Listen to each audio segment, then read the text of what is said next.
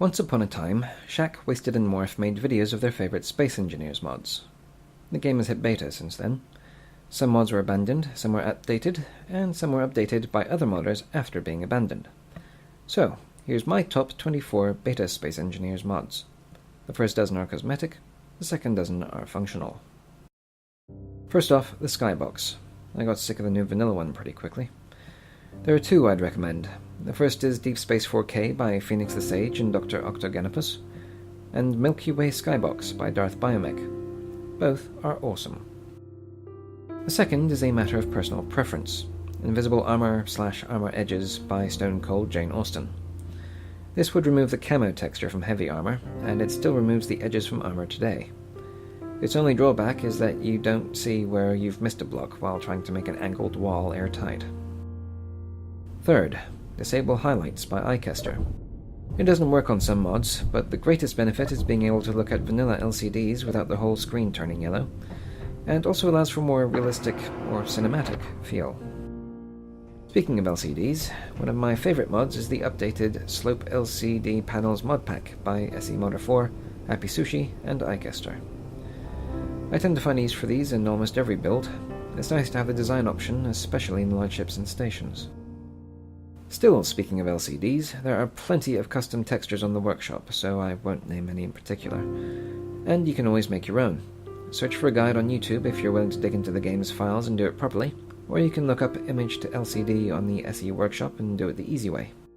Old custom textures went dark when beta hit. I've been told the problem involves alpha channel. I have no idea what that means, but apparently the problem can be fixed. When it comes to interior design, three names always come to mind: DeadTech, iCaster, and Sectan. If you've watched the group Survival series, you've seen their work, particularly in the Season 1 finale. Sectan's interior walls can double as functional, but they're so stylized they also belong here.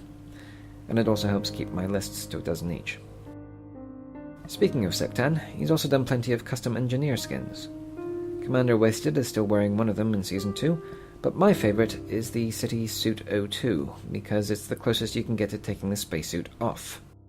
I suppose it would be too much work to lose the gloves and boots, but otherwise, it's great for when you're just mucking about in an oxygenated environment. The Colt Command Console Pack, updated by iCaster, also features heavily in Group Survival and probably every other such series on YouTube. If I use them in a build, I use light blue text on my LCDs to match. The first mod I ever subscribed to was the Letters mod by Darth Biomech. It does what it says on the tin. I just wish he'd added Roman numerals, but I suppose that's a personal quibble, or possibly a British one. Darth Biomech's interior door, also updated to beta by iCaster, is just a windowed version of the vanilla door. The difference is so small that you might pass this one by, but I think it's little details like these that make a build stand out. One of the latest mods I subscribe to is Bring Back Cyberhounds by Nicholas March. I haven't actually tried it yet, but they don't blow up, their loot makes more sense, and I kinda need them for my Soul Survivor series if I ever get around to it. Last but not least, Armor Ion Thrust by Nukeguard. Darth Biomech used to have these for Hydrogen and Atmospheric too, but they've been borked since beta. The Sloped Armor Thruster is my favourite cosmetic mod for the game. None of my Red Dwarf ships would be the same without it. On to functional mods. My favourite of these is the Conveyor Air Vent by Digi. I would complain incessantly about vanilla air vents if I could remember why I found them so inconvenient. I haven't used them since I found this one. If for some inexplicable reason you only ever use one mod on this list, make it this one. Similarly, if you only use one programmable block and timer, you should use M-Master's Automatic LCDs 2 script.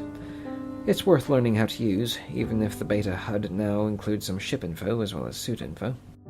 If possible, use his Oxygen Lockdown script as well. He hasn't updated it, but it still works, and could prove vital in survival mode. Incidentally, these large armor gates, also by M-Master.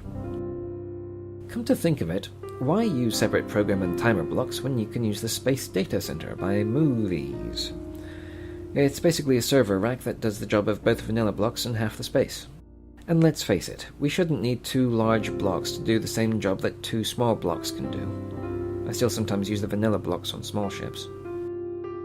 VCZ Smooth Elevators by Vichislat?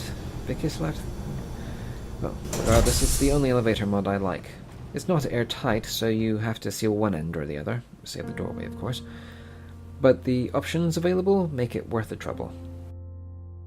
The ladder by Digi is based on the old version of Space Engineers.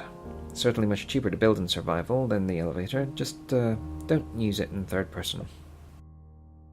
In between is the stairwell by Darth Biomech. The best thing about these is that they take up far less space than the diagonal windows stairwell you've seen used in Group Survival Season 2. I used to require a sloped LCD outside the cockpit to show me when my cargo was full. Fortunately, Cam recently updated the enhanced cockpit concept by Happy Sushi. Not only can you place multiple LCDs inside, but it can also have its own small balanced oxygen generator. You'll find a whole bunch of thruster mods on the workshop. Some need lots of power, some are simply overpowered. Sectan made the AV Atmospheric, Kratos and Imhotep thrusters, but my personal favourite is the Titan engine by Darth Biomech. The largest red dwarf I ever made had it, and until someone makes a Bussard Ramjet mod for big ships, there's not much point in using hydrogen for the main thruster. There's an entire collection of azimuth mods, but the most useful is the Passenger Seat and Open Cockpit by Tumble, SE Modder 4 and MexPex. Without it, you're forced to use a vanilla passenger seat and a remote control block, which is logistically ridiculous. I'm not the avid aviator Shaq and maybe Wasted are, but I'd be remiss not to include Plane Parts by Takeshi, based on Digi's original aerodynamics mod. I'm more of a helicopter man myself, but I'm curious to see what happens when I build a Thunderhawk with these wings. And finally, Drago Corvin's Easy Inventory. I call it Easy Mode, but it's better than increasing your inventory size above realistic in survival mode.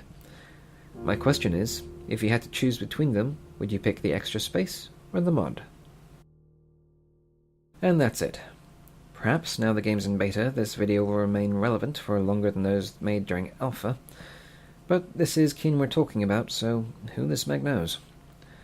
Regardless, the modding community for this game remains the most impressive I've ever encountered, and I, among many others, appreciate all the effort you modders put into making Space Engineers more enjoyable.